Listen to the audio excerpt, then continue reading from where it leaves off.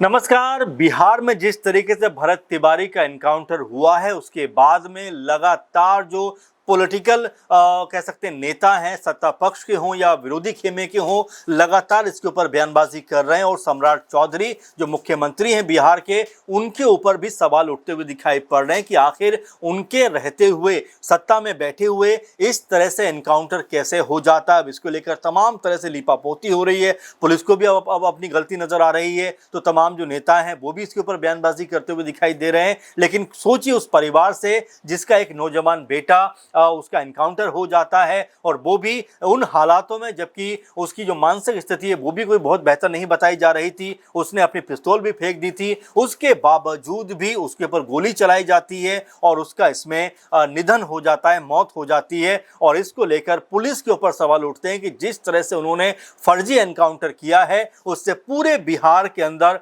एक डर का माहौल कायम दिखाई पड़ता है। अब आप देखेंगे कि इस जो है बात को लेकर या इस पूरे मामले को लेकर बीजेपी खेमे के अंदर से ही तमाम आवाजें उठती हुई दिखाई पड़ती हैं। चाहे मिथिलेश तिवारी की बात करें जो मंत्री हैं, इसके अलावा पूर्व केंद्रीय मंत्री अश्विनी चौबे की बात करें, ये सब नेता जो हैं जो बीजेपी के ही हैं, यहाँ पर सम्राट चौधरी को और सरकार को घेरते हुए दिखाई पड़ रहे हैं कि आखिर पुलिस प्रशासन ने इतना बड़ा गुनाह कसूर कैसे कर दिया, इतनी बड़ी गलती कैसे कर दी, और इसकी क्या कोई भरपाई है। ये अपने आप में बड़ा सवाल यहां पर बनता हुआ दिखाई पड़ा। लेकिन इन तमाम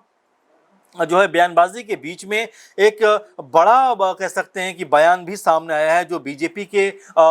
वरिष्ठ नेता हैं शाहनवाज हुसैन, उन्होंने भी यहां पर अपना बयान दर्ज कराया है। और जो बयान उन्होंने दिया है उसमें वो क्या कहते हुए नजर आते हैं, वो कहते हैं कि भरत तिवारी को पूरा न्याय मिलेगा। सीएम सम्राट चौधरी ने न्यायिक जांच का ऐलान कर दिया है। पूरी जांच के बाद ही इस पर सबको टिप्पणी करनी चाहिए। अब शाहनवाज हुसैन साहब जिस तरह से इस पूरे मुद्दे पर अपनी बात रखते हैं, अपना बयान दर्ज कराते हैं और ये कहते हुए नजर आते हैं, यानी एक तरीके से सम्राट चौधरी सरकार का पक्ष लेते हुए नजर आते हैं कि फिलहाल पूरे मामले की जो है वो न्यायिक जांच चल रही है, इसलिए जांच पूरी होने के बाद ही कोई टिप्पणी करना सही रहेगा। तो क्या वो ये भूल जाते हैं कि जो तमाम वीडियो सामने आ रहे हैं, जो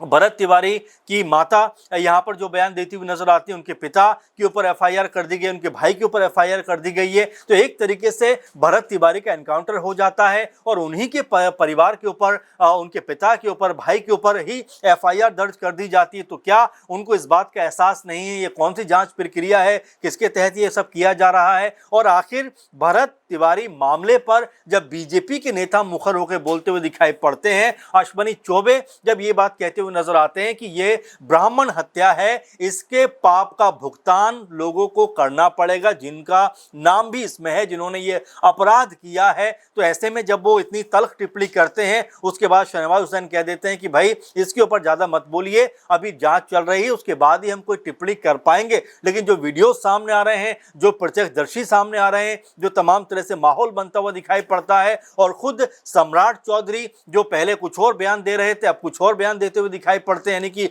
वो भी बैकफुट पे हैं,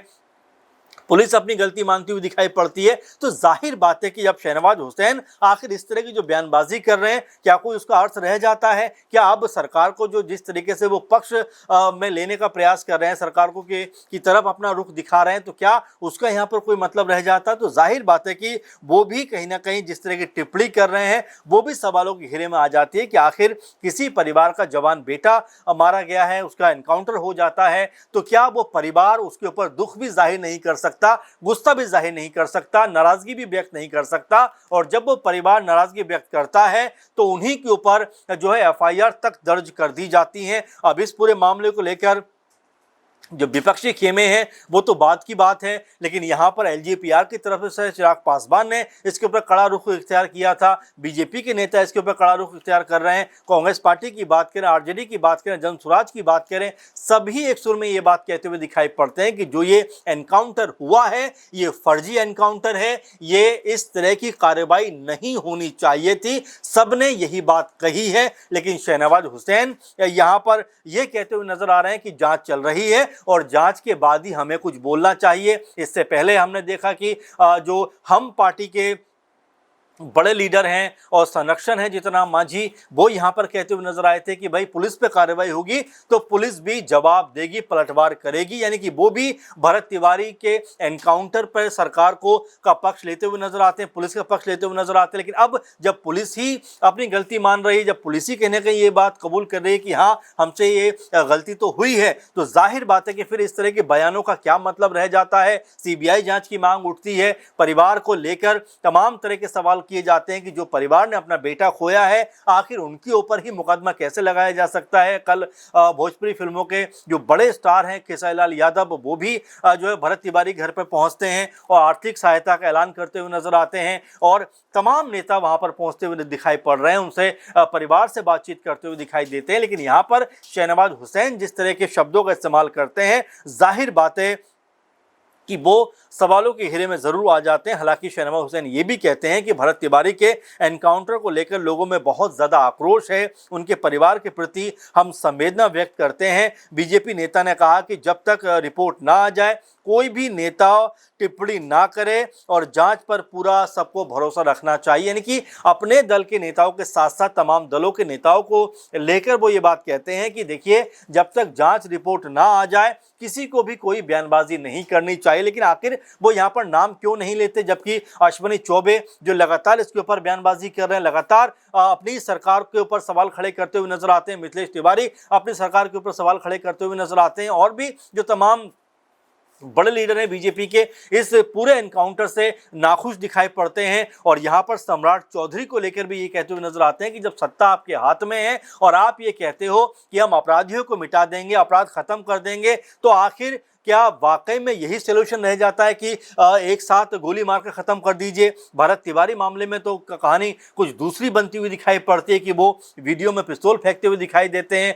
सरेंडर करते हुए नजर आते हैं। यही बात उनकी मां ने भी कही, आशा देवी ने, कि जब उन्होंने सरेंडर कर दिया था तो आखिर उनके ऊपर गोली चलाने की जरूरत क्या थी। पुलिस कहती है कि वो लगातार हमें जो है धमकी दे रहे थे, हमारे ऊपर हमला करने का प्रयास कर रहे थे, इसलिए पलटवार में हम लोगों ने ऐसा कुछ किया। तो ये तमाम जो मसले हैं, तमाम जो मामले है, ये इस एनकाउंटर को लेकर अब उठते हुए दिखाई पड़ रहे हैं और सवाल जो है वो पुलिस के ऊपर ही है कि आखिर पुलिस ने बिना सोचे समझे ये कार्रवाई कैसे कर दी जिसमें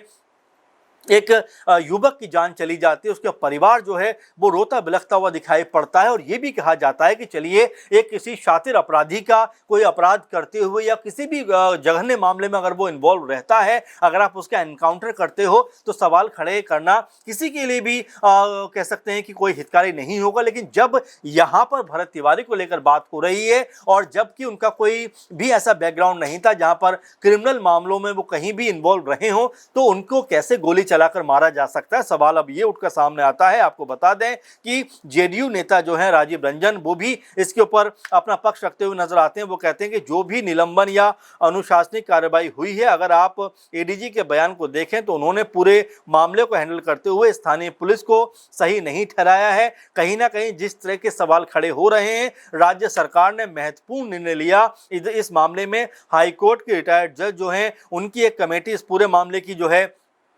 जांच कर रही है। बिहार में किसी के साथ अन्याय ना हो, ये सुशासन की सरकार का वादा है। गलतियां अगर हुई हैं तो दंड भी जवाबदेह लोगों को मिलेगा, ये जेडीयू का पक्ष है, जहां पर कहीं ना कहीं वो दोनों बातों को रखते हुए दिखाई पड़ते हैं। एक तरफ सरकार का भी पक्ष लेते हैं, फिर जो जिम्मेदार लोग उनको सजा दिलाने का भी यहाँ पर बात करते हुए दिखाई देते हैं। तो ये जो अगर मगर वाली स्थिति है, कहीं ना कहीं तमाम जो राजनीतिक माहौल है बिहार के अंदर, वो एक अलग लेवल पे जाता हुआ दिखाई पड़ता है कि एक ही पार्टी के लोग अलग अलग तरह की बयानबाजी करते हुए नजर आते हैं, अलग अलग से इस पूरे मामले को देखते हुए दिखाई देते हैं। और जिस तरीके से जो मशहूर बॉलीवुड एक्टर हैं पंकज त्रिपाठी, उनके भाई पे भी हमला हो जाता है, जानलेवा हमला हो जाता है। तो कई तरह के सवाल यहाँ पर उठते हुए दिखाई पड़ रहे हैं कि सम्राट चौधरी जब से मुख्यमंत्री बने हैं, अपराध का ग्राफ क्या उनसे संभल नहीं पा रहा है, क्या रोकथाम नहीं लग पा रही है। और समय समय पर इस बात को लेकर जो विपक्षी दल हैं वो सवाल उठाते हुए दिखाई पड़ते हैं। जनसुराज पार्टी के जो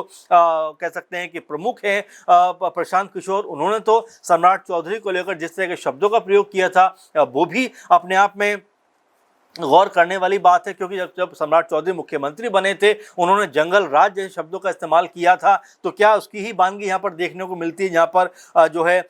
एनकाउंटर कर दिया जाता है भारत तिवारी का, फिर पंकज त्रिपाठी के जो है भाई के ऊपर जानलेवा हमला हो जाता है, और इससे तमाम जो कह सकते हैं क्राइम के मामले, अपराध के मामले हैं वो निकल कर सामने आते हैं। तो ऐसे में जवाबदेही तो वाकई में बनती है, और जाहिर बात है कि यहाँ पर जवाबदेही तय भी होनी चाहिए, क्योंकि जिस तरीके से बिहार में ये मामला उठकर सामने आया है उसमें सरकार ही दो धड़ों में बटी हुई दिखाई पड़ती है। यानी बीजेपी के जो नेता हैं वो ही अपनी सरकार के ऊपर यहां पर तंज कसते हुए दिखाई पड़ते हैं, सवाल उठाते हुए नजर आते हैं, और ये कहते हुए दिखाई देते हैं कि आखिर जो भरत तिवारी एनकाउंटर हुआ है उसमें इस तरह की लापरवाही किसके कहने पर बरती गई, किसके कहने पर गोली चली, और आखिर इसका जवाबदेह जिम्मेदार कौन है। अब इसको लेकर आप कैसे देखते हैं, किस तरह से ये मामला आने वाले दिनों में जो है आगे बढ़ता हुआ दिखाई पड़ेगा, क्योंकि सरकार का ही एक पक्ष जो है वो इसके इस पक्ष में खड़ा हुआ दिखाई पड़ता है, एक जो कुनबा है, एक जो कह सकते हैं वर्ग है वो इसके खिलाफ खड़ा हुआ दिखाई पड़ता है। तो ये मामला कहीं ना कहीं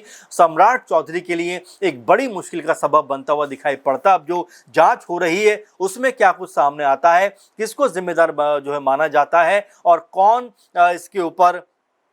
जो है जो भी जो जिम्मेदार होगा, जवाबदेह होगा, उसके ऊपर क्या कार्रवाई होती हुई दिखाई पड़ेगी, इस बात को लेकर तमाम तरह के अब सवाल यहां पर उठते हुए और बनते हुए दिखाई पड़ते हैं। अब ऐसे में भरत तिवारी का जो एनकाउंटर हुआ है और जो जो बयानबाजियां यहां पर हो रही हैं, शहनवाज हुसैन ने जो कुछ कहा है उसको लेकर आप कैसे देखते हैं, कमेंट जरूर करिए। फिलहाल के प्रोग्राम में बस इतना ही। आप लगातार बने रहिए और अपनी प्रतिक्रिया हम तक पहुंचाते रहिए। नमस्कार।